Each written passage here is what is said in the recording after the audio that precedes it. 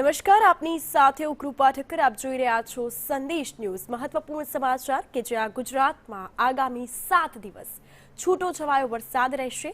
હાલ depression, monsoon trough અને cyclonic circulation સક્રિય હોવા છતાં ભારે વરસાદની શક્યતા નહિવત છે.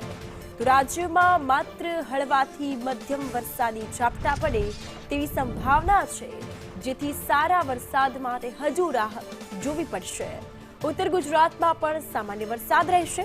હાલ રાજ્યમાં સરેરાશ 510.7 mm વરસાદ નોંધાયો છે, જેના કારણે હજુ 2% વરસાદી ઘટ જોવા મળી. સૌથી વધુ માઠું ચિત્ર સૌરાષ્ટ્ર અને કચ્છમાં છે, જ્યાં હજુ પણ 26% વરસાદી અછત વર્તાઈ છે. Gujarat as a whole state 510.7 millimetre rainfall realise हुआ है और नॉर्मल के हिसाब से 522.3 मिलीमीटर होना चाहिए. तो 1 जून से लेकर आज 19 अगस्त को 2% डेफिशिएंट हो गया है Gujarat as a whole state.